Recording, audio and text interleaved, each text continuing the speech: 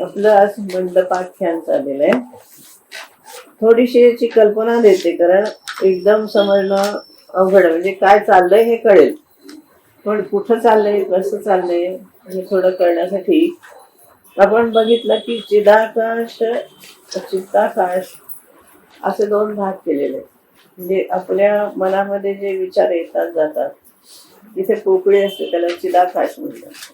पण चैतन्याच्या मध्ये म्हणजे कारण शरीर जे आहे, आपलं सूक्ष्म शरीर आहे, त्याच्यामध्ये जे आकाश आहे त्याला चित्ताकाश म्हणतात. ते मनाला सुद्धा म्हणजे बुद्धी, अहंकार असे जे त्याचे सूक्ष्म शरीर जे आहे त्याच्यामध्ये जो चैतन्याचा वास आहे, म्हणजे चैतन्याच्यामुळे त्याला सगळ्याला प्रेरणा मिळते ना, तर त्या चैतन्याच्या मध्ये जे काही स्पंदनं असतात तर त्याला चित्ताकाश असं म्हटलेलं येईल याच्यामध्ये आता, की कशी कशी आकाश असतात ते.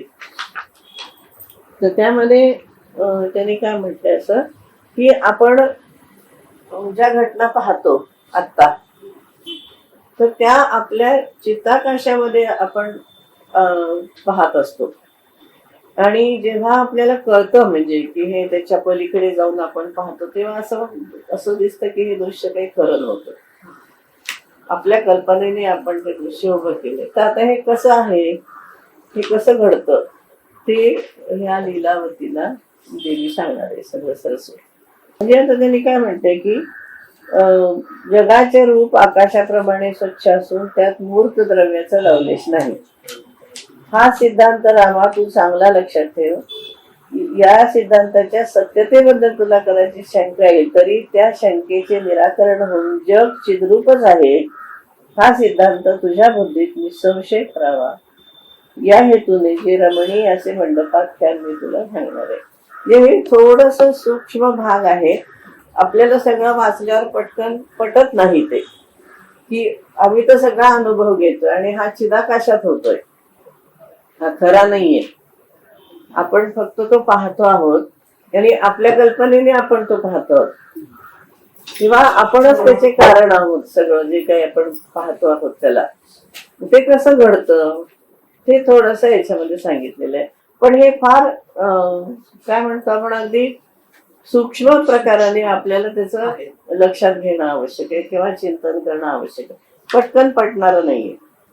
पण आता त्यांनी असं एका ठिकाणी म्हणलंय की हिचा मागचा जन्म सांगताना तिचा तो नवरा जाऊन 8च दिवस झाले आणि ह्या जन्मामध्ये तो 25 वर्षाचा होऊन सगळं राज्य वगैरे उपभोग करून आता तो पुन्हा मेलेला आहे. म्हणजे इतकं, हा 8 दिवसाचं, अजून 8च दिवस झालेत पहिला दिवस. अभूत अस्मिन महीपीठे कुलपद्म विकासवान पद्मो नाम नृपः श्रीमान बहुपुत्र विवेकवान. आता यांनी पद्म या शब्दावर श्लेष केला. मी म्हटलं थोडस साहित्यिक पण याला आहे.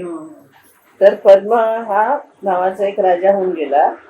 तो कसा होता, तर संतती संपत्तीने वैभवशाली गुणसंपन्न असा होता आणि कुलरूपी सरोवरात विकसित पद्माप्रमाणे तो सुंदर आणि आल्हाददायक होता. म्हणजे असा पद्म शब्दाचा श्लेष आहे.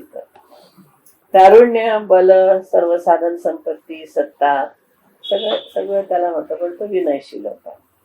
त्याच्यानंतर संयमशील होता, सौजन्य, विद्वत्ता असं सगळं असल्यामुळे तो अतिशय प्रिय होता सगळ्या. तर तो विद्वानांचं प्रिय आश्रयस्थान होता. सरोवरात कमळे उमलावीत आणि त्यांच्या दर्शनाने हर्ष व्हावा, त्याप्रमाणे त्याच्या अंतःकरणात विकसित झालेले गुण पाहून सर्व प्रजाजनांना आनंद होत असे. थोडं साहित्यिक लिहिलंय सगळं. तर पद्मा राजाची बायको म्हणजे लीला होती. त्याने अतिशय म्हणजे कशी होती, मदनाला शोभेसे त्याचे रूप होते आणि विलास रूपी कुसुमांना प्रफुल्लित करणाऱ्या वसंत ऋतूप्रमाणे त्याचे तारुण्य फुललं. त्याची अशा पद्मराजाला रतीप्रमाणे शोभणारी त्याची राणी लीला सर्व सौभाग्य चिन्हांनी युक्त होती. तिला पाहताच समुद्रमंथनातून बाहेर पडलेली लक्ष्मीच जणू आहे असं वाटत होतं. आणि कशी होती, पतीला अनुकूल मधुर भाषण करणारी,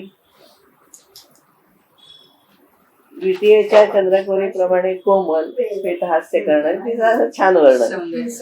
तिचं नाव त्यांनी वर्णन असं केलंय, प्रवाल हस्ता पुष्पाभा मधुश्री ही इव देहिनी. अशी सुंदर, म्हणजे निर्मल गौरवर्ण, पुष्पाप्रमाणे नाजूक सतेज कांती, नव्या पालवीसारखे तांबूस हात, यामुळे वसंत ऋतूत फुललेली ती चालती बोलती सर्वजनी कमलिनीच आहे असे वाटे. तिचा स्पर्श पण सौंदर्याचं वर्णन आहे. आणि ते दोघं एकमेकांशी खूप असे समरसून गेलेले असतात. कशी आहे ती, भूतला अप्सरसा सार्थम अनन्य दैतापती अकृत्रिम प्रेमरसम सरमे कांतयातया. म्हणजे भूतलावरील जणू अप्सराच अशा त्या प्रिय पत्नीवर राजाचे अकृत्रिम आणि निस्सीम प्रेम होतं.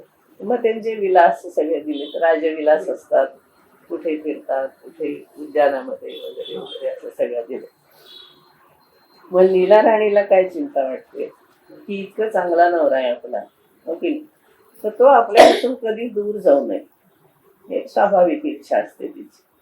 मग ती काय म्हणते, प्राणेभ्योपि प्रियो भरता मम एष जगती पतीही यवनो लासवान श्रीमान कथम स्यात अजरामरः. तो अजर अमर व्हावा असं ते म्हणते. प्राणाहून प्रिय असा माझा पती आज तरुण आहे, सार्वभौम राजा आहे, त्याचे वैभव, त्याची बुद्धी सगळं सर्वश्रेष्ठ आहे. पण ही परिस्थिती सर्व काय राहील का, है ना? मृत्यू सर्वांना ग्रास करतो. मग त्याच्या अगोदर मला मृत्यू आला तर ठीक, नाहीतर प्रियपतीचा वियोग सहन करणे अशक्य. मग आपल्यावर तो सतत आपल्या बरोबर राहील अशी युक्ती शोधून काढली पाहिजे. म्हणून ती शहरातल्या त्यांच्या राज्यातल्या ऋषींना विचारते की मी काय करू, म्हणजे तो माझ्याजवळ कायमचा राहील. मग ते काय म्हणतात की तपो जपमयी देवी समस्ता सिद्ध सिद्ध या संप्राप्यते अमरत्वम तू न कदाचित नव्हते. म्हणजे ती म्हणते की, ती विचारते ना की हा अमर कसा होईल, तर ते म्हणतात की आम्ही तुला बाकी सगळं सांगू असं की जेणेकरून सगळ्या सिद्धी मिळतील, तपश्चर्याने मंत्रजपाने मिळतात, पण अमरत्व काही नसते. मग ती काय करते की मग असा उपाय करत म्हणते की मी स्वतः आता शोधून काढते, म्हणून मी सरस्वतीला प्रार्थना करते, तिची उपासना करते, आणि मग जप उपवास पूजा करून मी तिला प्रसन्न करून घेते, तिलाच विचारते. मग तिने शास्त्रात सांगितलेल्या पद्धतीने सरस्वतीची उपासना केली. म्हणजे ओळीने 3 दिवस उपवास करावा, 4थ्या दिवशी भोजन करून पारणे करावे, देव ब्राह्मण गुरुजन विद्वान यांचा सत्कार पूजा करावी, असा क्रम तिने सुरू केला. स्नान दान जप ध्यान हे सगळं ती करत होती, तरी राजाला व्यवस्थित सांभाळत होते. मी त्याच्याकडे काही तिने दुर्लक्ष केलं नाही, पण तिला काही त्याचे एवढे क्लेश वाटले नाहीत, कारण तिला पतीला अमर करायचं. मग असं खूप माहितीची 100 आवर्तनं झाली या, म्हणजे 4 दिवसाची अशी 100 आवर्तन, म्हणजे 400 दिवस व्रत केलं, म्हणजे वर्ष होऊन गेलं 365 दिवसात. तुष्टा भगवती गौरी वागीशा समूहाचता, तिच्या पुढे सरस्वती देवी उभे राहील. आणि मग तिने विचारलं की तू काही वर मागून दे. मग ती काय म्हणते की तुला वर देण्यासाठी मी आले. मग लीला तिची स्तुती करते, हे जगन्माते, तू जरा मृत्यू जरा अशा विकारापासून उत्पन्न होणारा दाह नष्ट करणारा जणू चंद्र, हृदयातील अंधकार नष्ट करणारा जणू सूर्य आहेस, तुझा जय जयकार असो. तर माझी तुला अशी विनंती आहे की समजा मी जिवंत असताना जर माझा पती मरण पावला, तर तो जीव, त्याचा जीव या माझ्या अंतःपुरातील अंतर्मंडपाच्या बाहेर जाऊ नये, म्हणून याला मंडपाख्यान. तिची जी बेडरूम आहे त्या बेडरूमच्या बाहेर हा जीव जाता कामा नये असं तिने सांगितलं. आणि दुसरा वर, जेव्हा जेव्हा मी तुझ्या दर्शनाची इच्छा करीन, तुझं स्मरण करेन, त्यावेळेला तू मला मार्गदर्शन. ती तथास्तु म्हणाली. मग असे काही दिवस गेल्यावरती राजाचा मृत्यू झाला. तर तो साहजिक, म्हणजे प्राकृतिक आहे ते. मग ती अतिशय विव्हल झाली, अतिशय शोक करायला लागली चक्रवातीप्रमाणे. मग देवी सरस्वती आली आणि ती काय म्हणाली की तू आपल्या पतीचे शव फुलांच्या राशीमध्ये आच्छादित करून ठेव, म्हणजे त्यातील फुले सुकून जाणार नाही, किंवा तुझ्या पतीचा देहही जसाच्या तसा राहील. इतकेच नव्हे तर एतदीय आकाश विशदो जीवा अंतःपुर मंडपात न निर्गमिष्यति. आकाशाप्रमाणे निर्मळ असलेल्या राजाचा जीवात्मा या अंतःपुर मंडपातून केव्हाही बाहेर जाणार नाही. आता हे लक्षात घ्या, तो मृत झालेला आहे, त्याचा देह फुलांच्या मध्ये ठेवलेला आहे, तो त्या मंडपाच्या बाहेर आता गेलेला नाही. तरी सुद्धा आता काय काय घडतं बघा. मग तिने ते सगळं केलं आणि ती त्या रूम मध्येच बसली. मग तिने ध्यान केलं. मग ती देवीची प्रार्थना करायला लागली की हे देवी, माझा पती कुठे आहे, कोणत्या अवस्थेत आहे, काय करतो आहे ते मला सांग, मला त्याच्याजवळ घेऊन चल, म्हणजे मला आता त्याला पाहायचं. मग तिने सांत्वन केलं. ती म्हणली तुझा पती कुठेही दूर लोकात गेलेला नाही, परलोकात नाही, इथंच तुला त्याचे दर्शन घडेल. त्यासाठी मी सांगते ते प्रथम ऐक. आता हे नीट लक्षात घ्या, म्हणजे पुढचं सगळी कथा लक्षात. आता इथे मी म्हणलं ते भूताकाश, चित्ताकाश आणि चिदाकाश. ती काय म्हणते, चित्ताकाशम चिदाकाशम आकाशम च तृतीयकम द्वाभ्याम शून्यतरम विद्धी चिदाकाशम वरा. आकाश का भूताकाश? आपल्या डोक्यावर भासणारे आकाश ते भूताकाश, म्हणजे हे आपल्याला बाहेर दिसतंय ते भूताकाश. दुसरं चित्ताकाश आणि तिसरे चिदाकाश. आपल्या वासनामय अदृश्य सूक्ष्म देहाला चित्ताकाश म्हणतात. मी तेच सांगितले की सूक्ष्म देह जो आहे त्याच्यामध्ये जो मन आपलं राहतं त्याला चित्ताकाश असं म्हणतात. नीट लक्षात घ्या. आणि ही दोन्ही आकाश ज्याच्या आधाराने राहतात त्याला चिदाकाश म्हणते. म्हणजे परमात्म्याचं जे चित्त आहे, संवित स्थिती आहे, ते चिदाकाश. हे आकाश नीट लक्षात घ्या, कारण घडणाऱ्या घटना सगळ्या ह्याच्यात घडणार आहेत. काही भूताकाशात घडतात. म्हणजे आता आपण इथे बसलो आणि आपण हे ऐकतोय किंवा सांगतोय, हे भूताकाशात घडणारी घटना स्थूल आहे, तुम्हाला सगळ्यांना दिसते, मला दिसते, सगळ्यांना अनुभव एकच येतो ना. हे भूताकाश आहे की जे आपल्याला पंचमहाभूतांच्या मध्ये स्पष्टपणाने जाणवत. आता या क्षणी तुमच्या चित्ताकाशात काय चाललंय आणि चिदाकाशात काय चाललंय हे प्रत्येकाचं वेगवेगळं आहे. बरोबर आहे. हा, म्हणजे तुमचं आता चित्ताकाश वेगळं झालं, हिचं वेगळं, तिचं वेगळं, प्रत्येकाचं चित्ताकाश हे वेगवेगळं आहे. आता चिदाकाश मात्र या दोन्ही वाचून राहू शकते. म्हणजे परमेश्वराचं जे चित्त संवित ही स्थिती आहे त्याला ही दोन्ही आकाश लागत नाहीत. पण आपल्यासारख्याला घडणाऱ्या घटना घडण्यासाठी भूताकाश आणि चित्ताकाश दोन्ही पण लागतात. देशात देशांतर प्राप्त संविधो मध्यमेव यत् निमिषेण चिदाकाशम तद्विधी वरवडिनी. आता हे पूर्ण लक्ष्मी तंत्रामध्ये आलेला विषय आहे. ते काय म्हणले की आपली वृत्ती, नीट लक्षात नाही, आपली वृत्ती एका विषयावरून दुसऱ्या विषयावर, एका विचारावरून दुसऱ्या विचारावर जाण्याच्या दरम्यान जी मर्दी किंचित एक शांत अवस्था असते त्याला चिदाकाश असतं. आता हे कसं आहे, हा संधिकाल असतो. म्हणजे एक विचार येतो, क्षणकाल आपण थांबतो. म्हणजे मी सुद्धा जरी कंटिन्युअस बोलताना दिसत असले तरी कुठंतरी मी एका ठिकाणी थांबून दुसरा विचार घेते, मग तिसरा घेते, मग चौथा घेते.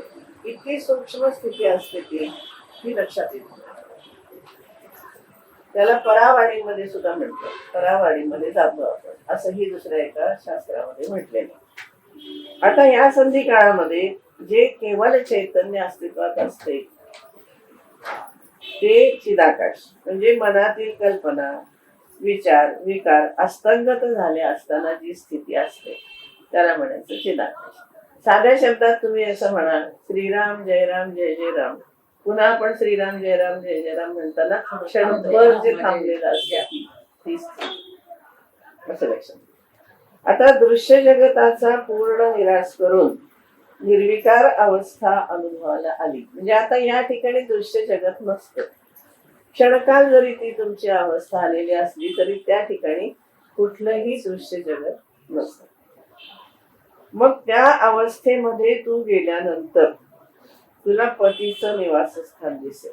म्हणजे ती जी स्थिती आहे ती वाढवली पाहिजे. तर आमचे गुरुंनी सांगितलं की आपण जप करत असताना मध्ये जे क्षणकाल आपण थांबतो तो क्षण वाढवला पाहिजे असं ते म्हणायचे. आपण काय करतो, लगेच दुसरा श्रीराम जय राम जय जय राम, तो नाही, श्रीराम जय राम जय जय राम म्हटल्यानंतर पूर्ण थांबायचं, पण पॉज मध्ये दुसरा विचार नाही. पॉज म्हणजे पूर्ण शांतता, एकदम नीरव. ती स्थिती वाढवता आली पाहिजे, पण ती स्थिती आधी ओळखायला येत नाही आपल्याला, की आपण थांबलोय, तिथे एकदम गाढ शांतता आहे हे आपल्या लक्षात येत नाही. पण ती वाढवा असं ते सांगते. तसं ती म्हणते की तू ही स्थिती वाढवलीस की तुला तुझ्या पतीचं स्थान दिसेल. आता मग बघा, या चिदाकाशाच्या शक्तीमुळे मनुष्य जसजशी भावना करील तसतसे जग त्याच्या अनुभवाला येईल. इथं खरीही गोम आहे. आता तुम्ही या शांत स्थितीमध्ये गेल्यानंतर जर तुमच्या मनामध्ये काही संकल्प आले तर त्या संकल्पाप्रमाणे तुमची सृष्टी घडते. आलं लक्षात? आधी आपण तिथपर्यंत जातच नाही.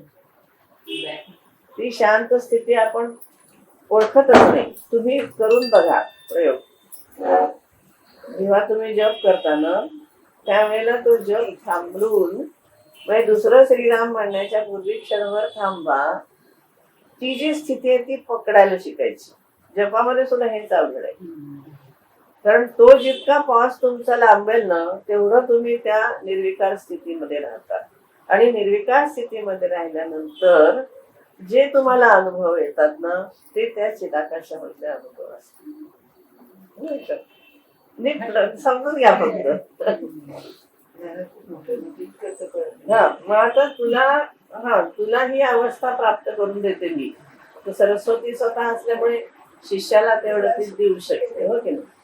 आता चिदाकाशामध्ये सरस्वतीने तिला चिदाकाशाची स्थिती प्राप्त करून दिली, म्हणजे एकदम नीरव शांत निर्विकार अशी तिची अवस्था झाली. आता त्या चिदाकाशामध्ये तिला काय दिसतं? स्थूल नाही आहे, हे भूताकाश नाही, प्रत्यक्ष काही घडत नाहीये. म्हणजे आपल्या ज्याला आपण डोळ्यात दिसेल असं काही घडत नाहीये. पण त्या चिदाकाशामध्ये काय दिसलं तिला? तर एक राज दरबाराचं दृश्य दिसलं. आता तिच्या देवी सरस्वतीच्या कृपेने लीलेची वृत्ती एकाग्र झाली.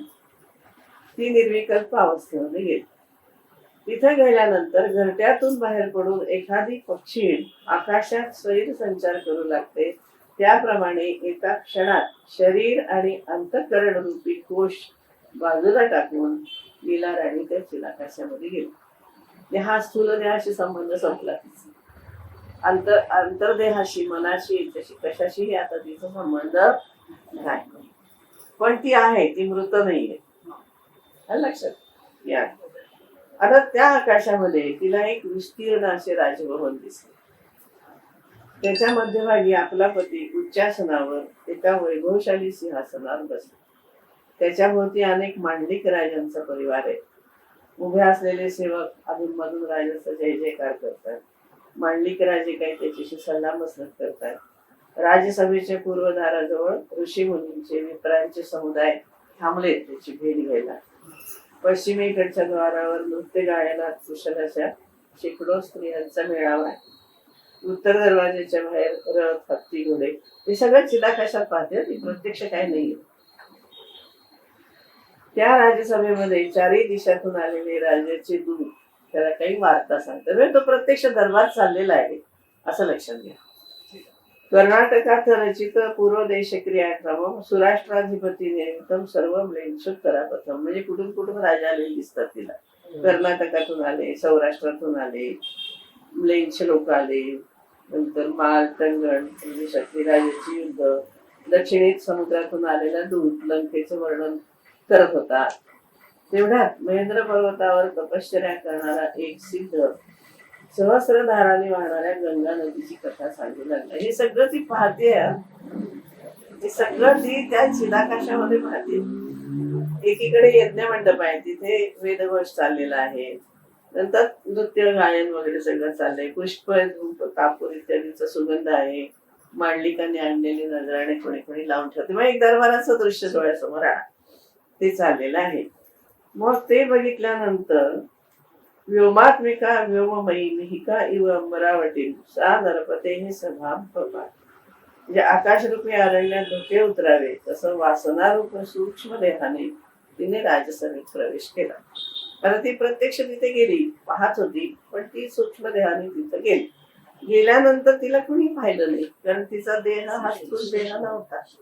पण ते लोक त्या स्थितीमध्ये स्थूल देहामध्ये होते. आणि मग तिने बघितलं सगळं, तर तिला काय वाटतं की अरे हे सगळे आपण लोक बघतो आहोत. त्याच्यानंतर शहर, पर्वत, नद्या, लोक हे सगळं आपले, तर हे सगळ्यांना आपण आधी पाहिले नाही. सूक्ष्म देहात आत्ता पाहतोय असं नाही, आधी पाहिलेलं आहे. तर तिला असं वाटलं की तिने बघितलं की आता सिंहासनावर बसलेला पती हा वृद्ध नाहीये, 16 वर्षाचा तरुण आहे. मग तिला आश्चर्य वाटायला लागलं की आपल्याला हे सगळं चिदाकाशात जरी दिसत असलं तरी आपला पती तर मेलेला आहे, तसे हे सगळे लोक पण मेले की काय? हे सगळं जे दिसतंय हे सगळे वृद्ध झालेले आहेत की काय, असं तिला वाटतं. मग ती एकदम घाबरून अशी भानावर येते. भानावर येते तर ती अंतःपुरामध्ये बसलेली असते. मग ती बघते राजाची सेवा आहे तसं आहे.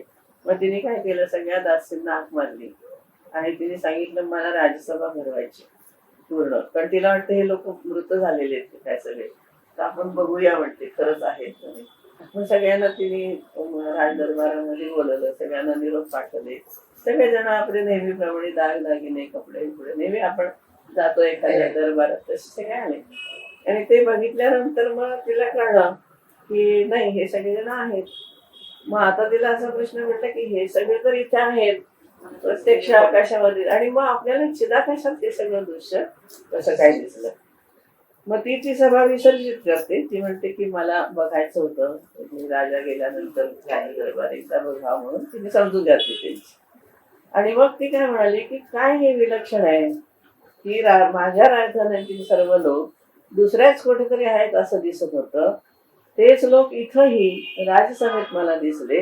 वृक्ष, वने, पर्वत, पशु जसे दिसतात तसं सगळं चिदाकाशात मला दिसलं. तेव्हा हा प्रकार काय आहे, म्हणजे मला आत्ता दिसतंय ते खरं आहे का मला चिदाकाशात दिसलं ते खरं? मग खरं दृश्य कोणतं आणि प्रतिबिंब कोण? इति निश्चित ताम देवी पूजयामास सातदा ददर्शच्या पुरा प्राप्ता कुमारी रूप आहे. मग ती पुन्हा सरस्वतीला हाक मारते की काय नेमकं काय खरं आहे, खरं काय, म्हणजे मी आता आहे ती खरी आहे का, मी चिदाकाशामध्ये संचार केला ती मी खरी आहे, आता मला हे जे दिसतं राजाचा होत आहे तिथे तर राज दरबार सगळा चाललेला आहे, हे काय आहे असं ती विचार. मग कुमारी रूपमध्ये दर्शन देते. कुमारी रूपात ती म्हणते की बा मी तुला पुन्हा पुन्हा त्रास देते खरं, पण मला शंका आहे आणि ती तुझ्याशिवाय कोणी भेटणार नाही. या समोर दिसणाऱ्या भूताकाशातून अत्यंत निर्मळ, अखंड, एकरस, अनिर्वचनीय, अमर्याद अशा चिदाकाशात मी प्रवेश केला. ते शांत चिन्मय प्रकाश रूप होते, जणू काही तो या जगाला पाहण्याचा आरसा. स्त्री जगत प्रतिबिंब श्री बहिरंकस्य संस्थिता तत्र वै कृत्रिमा कास्यात का असंवासात अकृत्रिमा.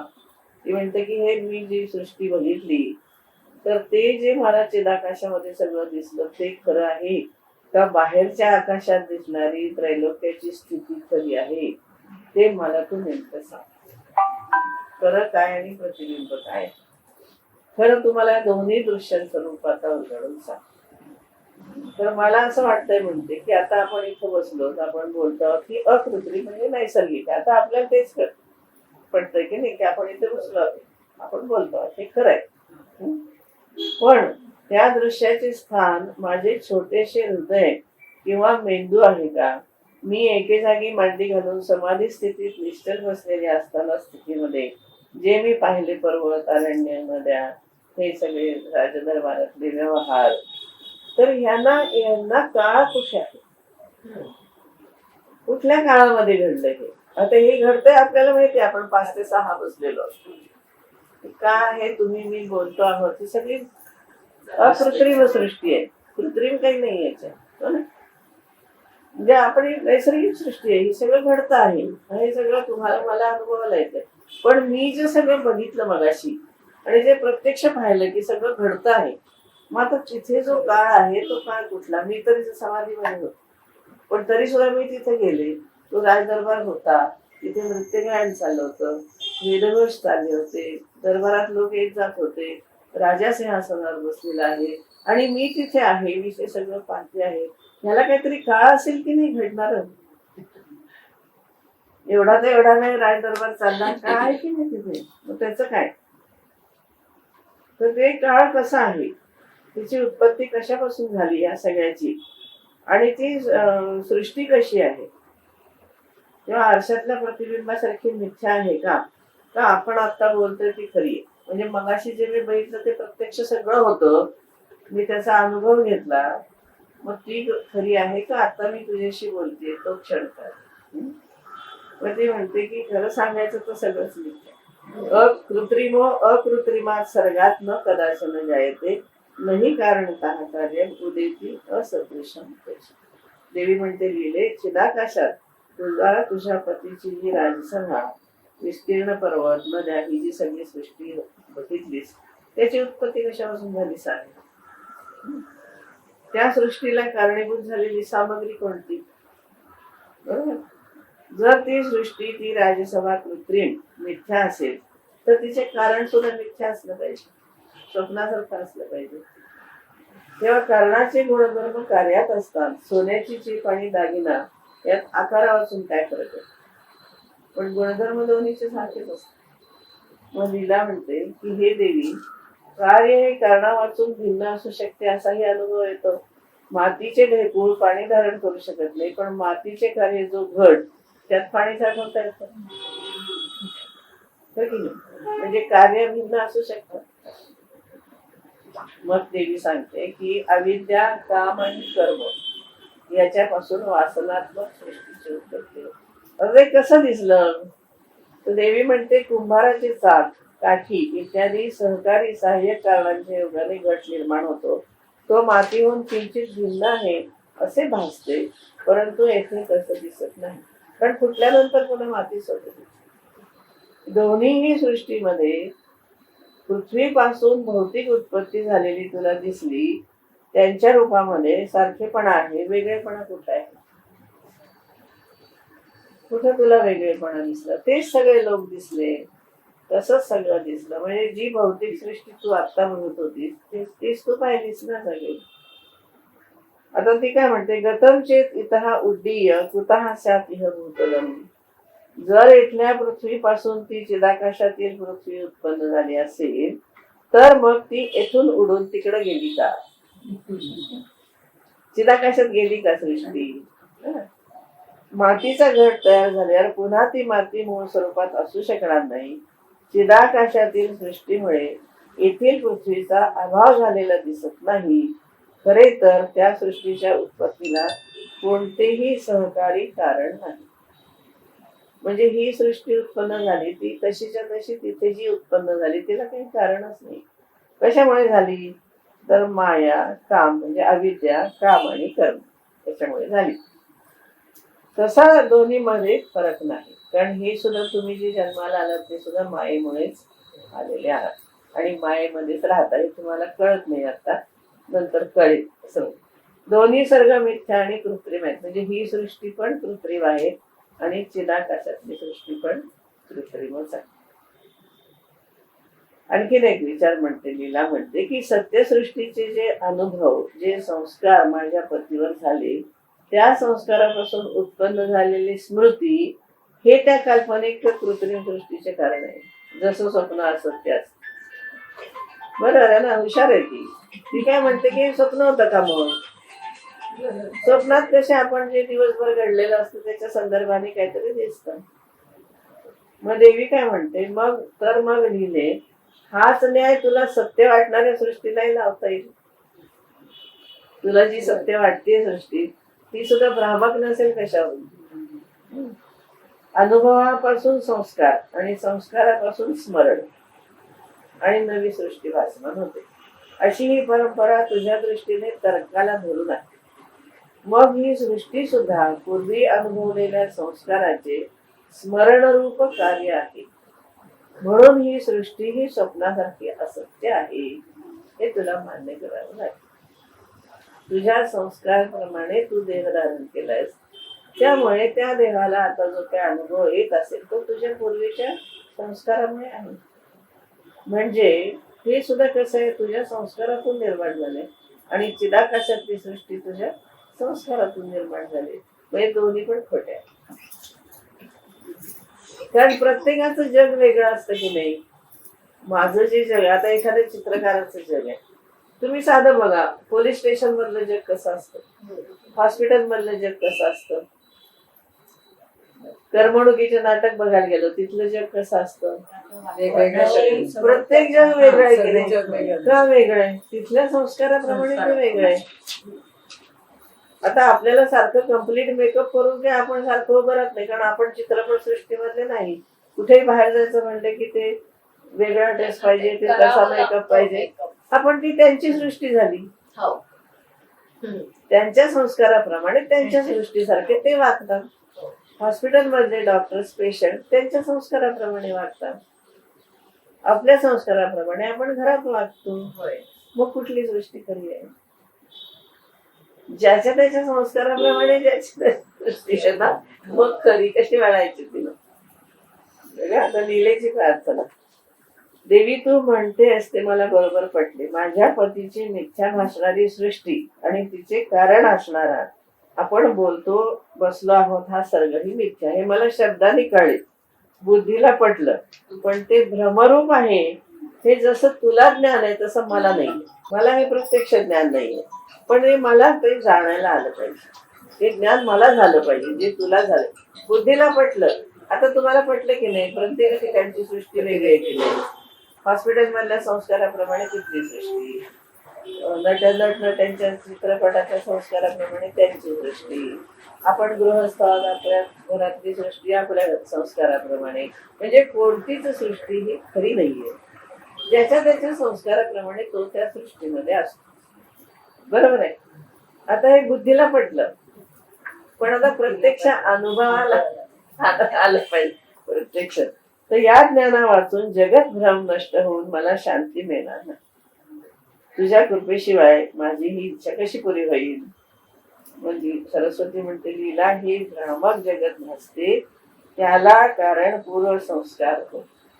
म्हणून मी तुला संसार रूप मंडपाची कथा तुला सांगते. आता त्यात ही कथा सुरू झाली. सगळं नीट लक्षात ठेवा. आता ही कथा भाग दुसरा. एक लीलेची कथा ही लक्षात ठेवायची पहिली. आता दुसरी संसार मंडपाचं वर्णन. खूप खूप सुंदर आहे. गंमतशीर आहे. अस्ति कश्चित चिदाकाशे, बर का, अस्ति कश्चित चिदाकाशे क्वचित संसार मंडप आकाश काच दलवत संस्थानाच्छादिता होती. अतिविस्तीर्ण चिदाकाशाच्या एका लहानशा भागात कोपऱ्यामध्ये संसार नावाचा एक मंडप आहे. आपण जो संसार बघतो तो आपल्या चिदाकाशामध्ये कुठेतरी छोट्याशा भागामध्ये कोपऱ्यामध्ये आहे. काचेच्या अर्धगोलाप्रमाणे स्वच्छ नीलवर्ण भासणारे आकाश हे त्या मंडपाचे छत. मेरू पर्वत हा त्या आकाशाला धारण करणारा सुंदर स्तंभ असून त्यावर इंद्रादी लोकपाल, त्याच्या इंद्रायणी इत्यादी स्त्रियांच्या सुंदर प्रतिमा, 14 भुवने, हे सगळं त्यातलं छोटी दालनं आहे. अशा त्या संसार मंडपातल्या कडे कोपऱ्यातील मुंग्यांची वारुळे म्हणजे माणसांनी गजबजलेली शहर आणि अधून मधून विखुरलेली ढगळे म्हणजे पर्वत. एकूण मोठ्या पर्स्पेक्टिव्हने बघितलंय. हा मंडप म्हणजे प्रजापती ब्रह्मदेव नावाच्या वृद्ध माणसाचे राहण्याचे ठिकाण आहे आणि आपल्या मुला नातवंडांच्या वाढलेल्या परिवारासह तो येथे निवास करतात. जीवाचे समुदाय हे येथील कोश कीटक म्हणजे स्वतः निर्माण केलेल्या जाळ्यात गुरफटून राहणारे कोळी. आकाशाचा निळा रंग हा जणू त्या मंडपाच्या छतावर पसरलेला धुरकटपणा आहे. कुठे कुठे काळ्या कुट्ट मेघरूपी धुराने या मंडपावर काजळी धरली. सिद्धांचे संघ आहेत ते गु गु आवाज करत चिलटत फिरावीत तसे. वायूचे प्रवाह हे या मंडपाचे वासे आहेत आणि विमान संचारी सिद्धगंधर्वादी लोक हे त्या वाशामधून विवरातून राहणारे कीटक. या मंडपात देव आणि दानव या व्रात्यपोरांचे खेळ रंगात आले असून जिकडे तिकडे त्यांचा आरडाओरडा आणि गोंगाट सुरू. सर्व पृथ्वीवरील शहरे आणि खेडी ही या प्रजापतीच्या घरातील उपकरणं आणि सामान सुमान आहे. समुद्र, नद्या, तळी त्यात पाण्याचे हौद भरून ठेवले. म्हणजे इतकी मोठी सृष्टी आहे, त्याच्यामधलं हे कुठेतरी एक छोटासा मंडप आहे संसार नावाचा. आता ती म्हणते वर्णन केले ना हा. आता लीला आणि पद्मराजा यांच्या पूर्वजन्माचा वृत्तांत. अशा या विचित्र आणि भयंकर भासणाऱ्या मंडपात एका कोपऱ्यात एका मातीच्या ढेकळावर म्हणजे वृक्ष नद्यांनी वेढलेल्या एका पर्वताच्या कुशीत एक छोटासा गाव वसलेला होता. त्या गावात एक अग्निहोत्री ब्राह्मण राहतो. त्या गावातील अग्निहोत्री ब्राह्मणाजवळ पत्नी, मुलं, बाळ, नुसती गुरढोरे यांनी भरलेले घर, निरोगी शरीर, सरळ अंतःकरण, सरळ वागणूक, त्यामुळे राजाची भीती नव्हती, सुखी संपन्न जीवन जगत. तो धर्मपरायण, आदरातिथ्यशील होता. ऐहिक व दैवी अशा उभयविध संपदेने शोभणाऱ्या त्या ब्राह्मणाचे नाव वसिष्ठ होते. नाव वसिष्ठ ऋषींचा काही संबंध नाही. त्याची विद्या, कर्म, वेश, आचार या बाबतीत तो वसिष्ठ मुनींसारखाच होता, पण त्यांच्यासारखा तो राजकुलाचा पुरोहित नव्हता आणि ब्रह्मज्ञान संपन्नही नव्हता. त्याची पत्नी अरुंधती गृहकृत्य दक्ष, प्रसन्नमुख, सर्व परिवाराला सांभाळणारी प्रेमळ गृहिणी होती. आता त्या राजाला, त्या वसिष्ठाला एकदा विश्रांती घेत असताना एकदा डोंगर उतारावर बसला होता. तेव्हा तुम्ही खाली बघितलं तर तिथे एक मोठा जनसमुदाय त्याला दिसला. त्यांनी असं पाहिलं की एक मोठा राजा आहे कोणीतरी, तो शिकारीला निघाला आणि त्या वैभवशाली मिरवणुकीमध्ये छत्र चामर आहे, शुभ्र पताका आहे, नंतर शोभा खूप सुंदर आहे आणि घोड्यांच्या टापाने धूळ उडत होती. हत्तीवर सोन्याच्या अंबारीत आरामात बसलेला राजा आणि त्याच्या जवळ असणाऱ्या राजस्त्रियांना त्यांनी पाहिलं. ते पाहून त्याला विस्मय वाटला की किती छान आयुष्य आहे या राजाचं. बरोबर. अहो नु नृपहा नृपता सर्व सौभाग्य भासिता सदास्याम दशदिक कुंजपूरको महेपती. हा हा, या राजाचे वर्णन केवढं अवर्णनीय आहे, ऐश्वर केवढं आहे, काय त्याचं नशीब आहे. त्याला हत्ती, घोडे, सैन्य, दास दासी, छत्र सामर, मौल्यवान वस्त्र, भूषण. आता हे मला कधी प्राप्त होईल का, असं त्याला वाटलं. आणि मग असं मला पण त्यांच्यासारख्या सुंदर स्त्रिया वगैरे सगळं मला मिळेल का, असं त्याच्या मनामध्ये यायला लागलं. तो सगळं नेहमीप्रमाणे आपलं कृत्य करत होता, धर्मपालन दक्ष होता एकदम. आणि असं विचार करताना वृद्ध झाल्यानंतर आसन्न मरण झालं. आसन्न मरण झाल्यानंतर अरुंधती एकदम गळून गेली. ग्रीष्म ऋतू लतेप्रमाणे वाळून गेली. मग तिने काय केलं, तिने पण सरस्वतीची आराधना केली, माझी आराधना केली. आणि ती काय म्हणाली की पतीचा देहपाठ झाला तरी त्याचा जीव या घराच्या बाहेर जाऊ नये. तिने तसंच केलं. मग ते ठीक आहे म्हणले मी, माझ्या आशीर्वादाने तो वसिष्ठ ब्राह्मणही मृत्यूनंतरही आपल्या गृह आकाशात म्हणजे घराच्या खोलीमध्ये जीवाकाश रूपाने राहील. आता हे दोघं म्हणजे ही पद्मा राजा आणि त्याची बायको लीना असे. मग आता हे अरुंधतीच्या त्या जीवाकाश रूप झालेल्या पतीने थोर राजकुळात जन्म घेतला. मोठा झाल्यावर अद्वितीय पराक्रमाने त्यांनी पृथ्वीवरील राजांना जिंकले, देवांना अंकित केले, पाताळातील प्रजेचंही पालन करता झाला. विनयशील, आदर्श, सदाचारी, शास्त्रशुद्ध, विद्वान साधू पुरुष त्यांच्या सान्निध्यामध्ये येऊन राहत होता आणि सगळ्यांना तो आवडत होता. त्यात हा वसिष्ठ ब्राह्मण आहे पूर्वीचा. वसिष्ठ ब्राह्मणाने जेव्हा पंचभूतात्मक शरीराचा त्याग केला त्यावेळी अरुंधती अतिशय शोकाकुल झाली आणि तिनेही आपल्या स्थूल देहाचा त्याग केला. आता ती सूक्ष्म देहाने त्या जीवाकाशातल्या पतीबरोबर राहायला लागली.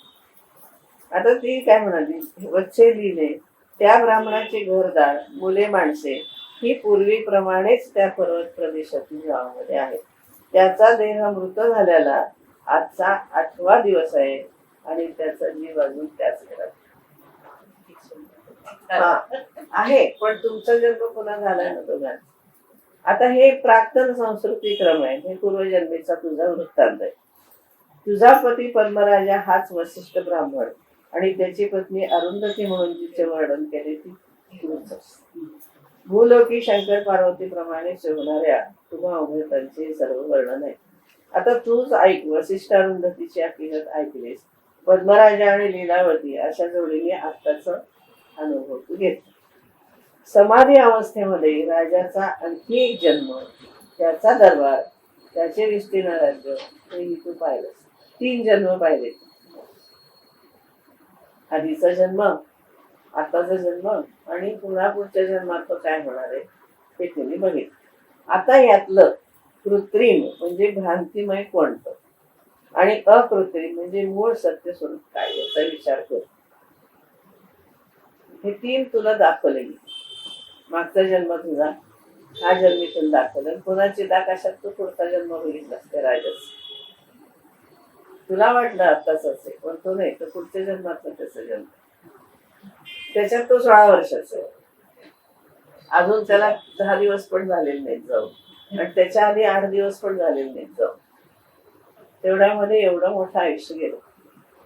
एक काळ कसा मोजायचा उपनिषदामध्ये याच्याविषयी खूप की काळ खरोखर असतो का नसतो. कसा असेल बघा ना. तर तिकडे 8च दिवस झाले, त्याच्यात हिला बरेच वर्ष झाले, वृद्ध झालाय राजा इथे, आणि पुन्हा यायला अजून जाईल थोडे दिवस होत आहेत, 8 दिवस 10 दिवस, तोपर्यंत तो पुन्हा तिकडे 16 वर्ष दाखव. पण 16 वर्षाचा दिसला ना. मग काळ काळ कसा मोजणार तुम्ही. कुठल्या कृत्रिम जगामध्ये काळ मोजणार का अकृत्रिम जगामध्ये काळ मोजणार तुम्ही. हे काळ ही खरोखर संकल्पना काय आहे हे आपल्याला लक्षात घ्यायला पाहिजे. खरोखर काळ असतो का नसतो. आपण शंकराला काय म्हणतो की काळाचा स्वामी, कालातीत आहे. हो ना. मग तो कसा काय कालातीत आहे. काळ जर नसेल तरच तो काळातीत असू शकेल ना. मग त्याच्या ठिकाणी जर काळ नाही तर आपल्या ठिकाणी काळ आलातीत नसतो. आता माझं आयुष्य कधी सुरू झालं, माझा जन्म ज्या दिवशी झाला, मग त्याच्या आधीचा काळ, तो काळ मी कुठं मोजते. आणि तिथून आतापर्यंत ज्या दिवशी जाईल त्या दिवशी माझा काळ संपला. बा इतके वर्ष जगले, पुढे मागे त्या काळाचं काय. काळाची जी संकल्पना उपनिषदामध्ये असं म्हटलं की काळ नावाची काही गोष्टच नाहीये म्हणतात ते. काही नाहीच आहे त्या ठिकाणी. कायम एकच वर्तमान काळ फक्त असतो. काळ भूतकाळ नाही, भविष्यकाळ काहीच नसतं. असं ते कसं समजून घ्यायचं ते याच्यावर बघा. आता यातलं कृत्रिम म्हणजे भ्रांतिमय कोणते आणि अकृत्रिम म्हणजे मूळ सत्य स्वरूप काय याचा विचार कर. चिदाकाशामध्ये जीव वेगळेपणाने उत्पन्न झाला असे वाटणे हीच मुळात भ्रांती. म्हणजे हा मृत झालेला आहे आणि हा जन्म झालेला आहे असं जे वाटतं ना ते चुकीचं आहे. आणि मग एका भ्रमातून दुसरा भ्रम निर्माण होतो. त्याला काय तुम्ही करणार. ती मालिका सतत चालू राहते ज्ञान होईपर्यंत. आकाशामध्ये कुरळ्या केसांचा आकार. तिला दृष्टांत देत सरस्वतीचे देवीचे भाषण ऐकून लिहिलेला अत्यंत आश्चर्य वाटले आणि अविश्वासाच्या भावनेने तिने विचारले की देवी कुठं पर्वतावरील खेड्यात राहणारे ते वसिष्ठ पती पत्नी आणि कुठे या राजप्रासादात राहणारे आम्ही राजा राणी. समाधीत पाहिलेला तो विस्तीर्ण राज्यप्रदेश तरी कुठे. हे सर्व त्या ब्राह्मणाच्या गृहाकाशातच आहे असे म्हणणे म्हणजे मत्तः ऐरावते हा बंधा सरसपश्य कोटरे इव किंवा मशकेन कृतम युद्धम सिंहाभयीसह अणुकोटरे. म्हणजे एखाद्या उन्मत्त बेफाम झालेल्या हत्तीला मोहरीच्या दाण्यामध्ये बांधून ठेवल्यासारखे आहे. अशक्य वाटणारी गोष्ट. किंवा एखाद्या चिंताने परमाणूच्या उदरात सिंहाच्या समुदायाबरोबर युद्ध केलं असं आहे. त्या मेरू पर्वत एका सूक्ष्म बीजामध्ये साठवला आणि एका लहान भुंग्याने तो गिळून टाकला. असं हे विसंगत आणि असंभाव्य विधान आहे असं मला वाटतं. पण हे जर कोडं असेल तर मला ते कोडं उलगडून सांग. मग देवी सरस्वती म्हणते मुली लिहिले असत्य असंबद्ध भाषण माझ्या तोंडून कधी निघेल अशी शंका ही तू घेऊ नकोस. असत्य असेल त्याचे शासन आम्ही शास्त्राला धरून करतो आणि सत्याच्या मर्यादेचे पालन आम्ही करणार नाही तर कोण करणार? मी असत्य बोलणार नाही. लिहिले राजा होण्याच्या वासनेने युक्त असलेल्या चिदात्म्याचा हा सर्व खेळ आहे हे तू जाणून घे. पूर्वजन्मीच्या विस्मृतीमुळे तुला आत्ताची स्थिती खरी वाटते. असे विस्मरण मृत्यूमुळे होते. ज्याप्रमाणे स्वप्न पडू लागले म्हणजे जागृतीतल्या वस्तूचं विस्मरण होतं तसं हे अवस्थांतर आहे. अवस्था फक्त बदलते. स्वप्नात किंवा मनोरंजन ज्याप्रमाणे त्रिभुवन दिसते, युद्धाधिकाचं वर्णन घडल्यासारखं दिसतं, त्याप्रमाणे तुझं हे राजमंदिर त्या ब्राह्मणाच्या गृहमंडपात स्थित आहे. म्हणजे हा तुझा जन्म हा खरा नव्हताच, तुझं एक भास होत. म्हणून तू मी ही विविध रूपाने जाणवणारी सृष्टी केवळ एक चिदाकाश आहे. तुझे नगर, राज्य, ही पृथ्वी तुला कितीही विस्तीर्ण भासत असली तरी ती कोपऱ्यातल्या एखाद्या धुळीच्या कणावली लहान. कुरळ्या केसांचा आकार आकाशात दिसावा तशी ही पृथ्वी आहे. ती त्या ब्राह्मणाच्या जीवाकाशालाही व्यापू शकत नाही, तर मग त्याच्या गृहाकाशात न मावण्याची गोष्ट कशी? हे सगळं कुठं घडतंय म्हणाली तुमचं? अजून तू त्या ब्राह्मणाच्या घरातल्या खोलीतच आहेस जिथं तो मृत आहे.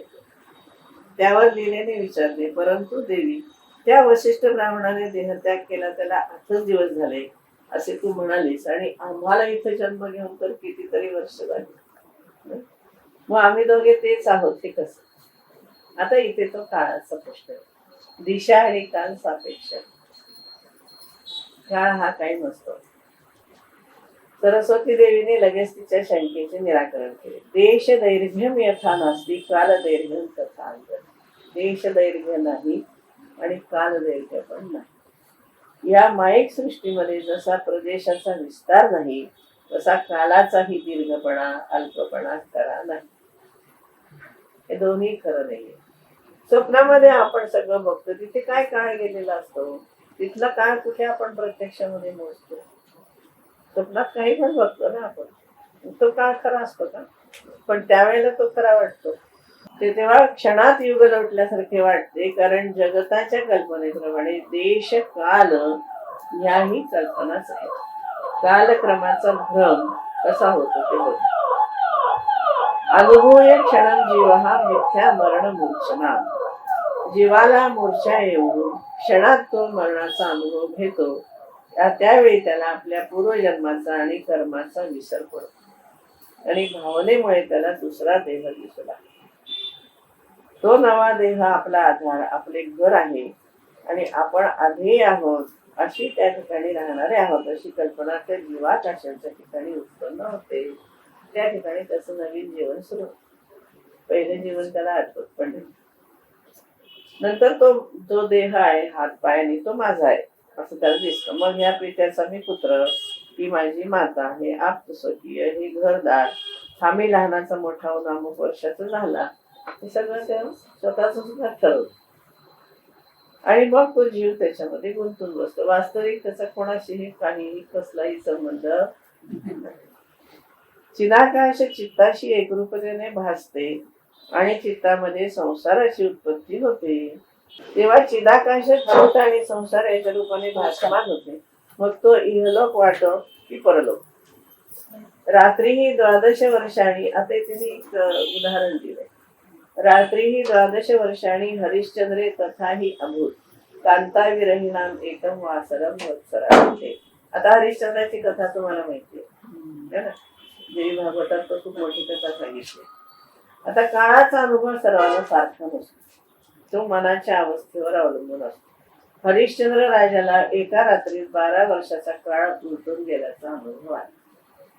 हरिश्चंद्राला जे मागितलं स्वप्नामध्ये दान आणि त्यानंतर त्याच्या आयुष्यात जे घडलं ते खर तर 1 वर्षाचा काळ होता, पण त्याला तो 12 वर्ष आपण हे सगळं अनुभवलं असं त्याला वाटतं. स्वप्न कुठे होतं हरिश्चंद्राचं? ते तर घडलं ना सगळं. असं आपल्याला वाटतं. त्याला ते स्वप्न पण ते सांगतात ना स्वप्नात पण दिलेलं वचन. नाही, वचन त्यांनी पुरं केलं, पण प्रत्यक्ष जो त्याने अनुभवलं ते 12 वर्ष अनुभवलं असं त्याला वाटलं, पण तो 1 वर्षाचा काळ होता. तेवढ्यात त्याला ती 12 वर्ष झाल्यासारखं वाटतं.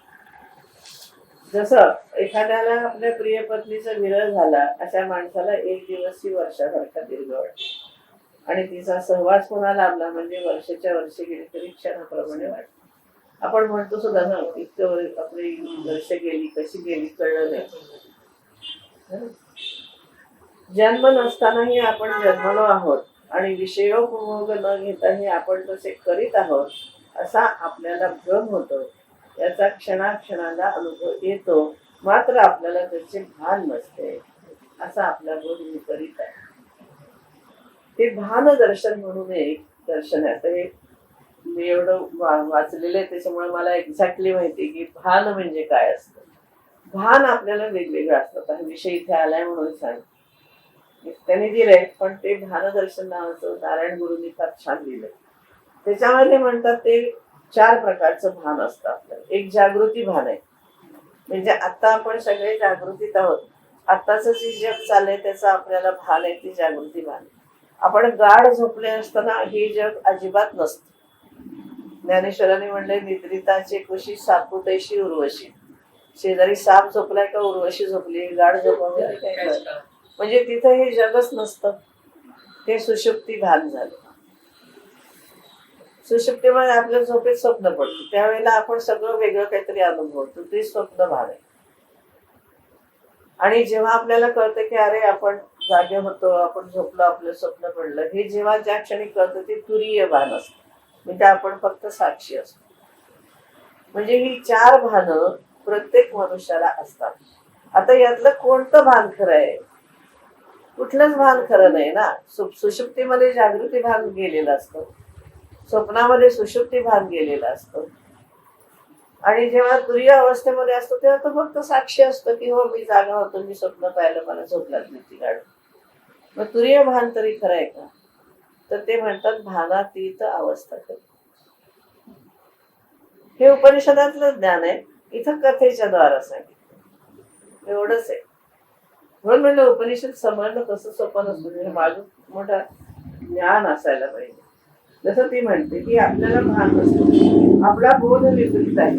वेड्याला किंवा स्वप्नात असलेल्या त्याला माणसाला निर्मनुष्य स्थान ही गजबजलेले असं दिसतं. खरोखर नुकसान झाले असताना त्याला लाभ झाल्यासारखा वाटतो. संकट समोर आले असताना तो आनंदोत्सव करतो. त्या भ्रमातून त्याची सुटका नाही, कारण मरण मूर्छना अनुभवून तो पुन्हा जीव दशेला आला म्हणजे दिशा काल इहलोक परलोक सगळं सुरू. खरं नाहीच आहे हे. आपण जीवदशेला आलो की हे सगळं आपण म्हणतो की हा एवढं आहे, माझी आई आहे, माझे वडील आहे, आणि सगळं इहलोक आहे परलोक आहे. जसं मिटलेले डोळे उघडले म्हणजे जगातील आकारवान वस्तू दिसू लागतात, तसा हा सर्व संसार कल्पांताप्रमाणे स्थिर आहे असं वाटत. गेल्यानंतर काय? काहीच नसतं ना. मग ते कुठलं भान आहे? म्हणून हे जे ज्ञान आहे ना त्याचे अनुभूती घ्यायला लागते. नुसतं आपल्याला हे वाचिव ज्ञान आता कळतं, खरोखरच आहे हे. ते भानदर्शन खूप छान आहे, उपनिषदामधलंच घेतलंय त्यांनी, पण त्यांनी एक 10 श्लोकामध्ये फक्त हे सांगितलं की हे 4पैकी कोणतंही भान जर खरं नाही तर तुम्ही का सुख दुःख सांगताय की मला हे असं झालं, मग तसं झालं, मी आजारी पडलं, मी आमचं झालं, माझं असं झालं, माझं तसं झालं, कारण कुठलंच भान खरं नाही.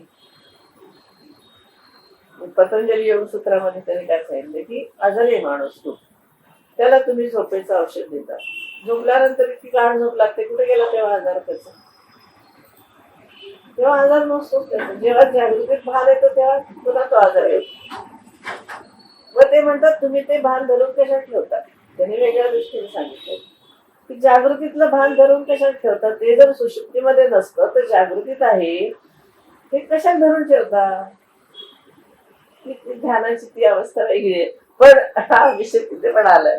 मग असं होतं वेडामध्ये किंवा भ्रमामध्ये, म्हणून दिशा काल इहलोक परलोक अशा कल्पना पुन्हा उद्भूत होऊन त्या दृढ होत जातात. जसे मिटलेले डोळे उघडले म्हणजे जगातील आकारवान वस्तू दिसू लागतात आणि हा संसार कल्पांतापर्यंत स्थिर आहे असे वाटू लागते. आता पूर्वानुभव वाचूनही स्मरण होतं का असा प्रश्न विचारणार आहे पुढच्या. ते नीट सगळं लक्षात घ्या, फार छान आहे मिलाप. आणि भल्या भल्यांना हे गोंधळात टाकतात. कारण जे आहे ते नाहीये म्हणून सांगते ती, आणि जे आपल्याला भान आहे. म्हणून हे भानदर्शनमुळे ना हे समजायला सोपं जात की खरोखर कुठलं भान खरं आहे. चारही भानं खरी नाहीत. कारण तुरीय अवस्थेमध्ये आपण काय म्हणतो की हो मी झोपलो होतो, मी जागा होतो, मग मला असं असं स्वप्न पडलं होतं. मग हे कोणाला कळतं, तर जो साक्षीभावाने बघतो की ह्या तिन्ही अवस्था ज्याला कळतात ती चौथी अवस्था असते की नाही. मग ही चौथी अवस्थेच्या पलीकडे तुम्ही असू शकता की नाही, भानातीत अवस्थेमध्ये असू शकता. तिथं भगवान शंकर आहे, तिथे भगवान विष्णू आहे. त्यांना काहीच नाही ना, कुठलाच काळ नाही काय नाही. म्हणून ते कालजयी, कालातीत वगैरे हे जे शब्द येतात ना, म्हणून आपलं जे तत्वज्ञान आहे ना, ते गीता असो, ज्ञानेश्वरी असो, काही असो, आपल्याला बेसिक संकल्पना कळल्याशिवाय कळत नाही. आणि ते कळून घ्यायला आपल्याला काहीतरी असे ग्रंथ बघायला लागतात. हे फार फार प्रसिद्ध आख्यान आहे, बरंच मोठं आहे अजून.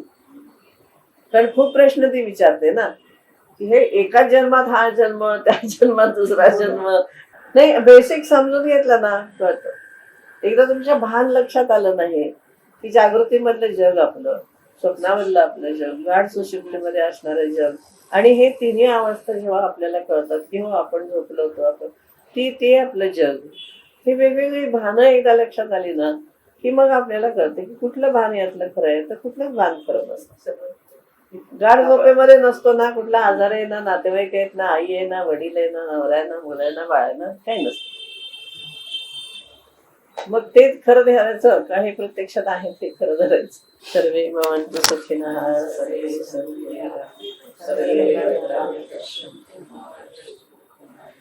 ओम शांती शांती शांती. हरि ओम श्री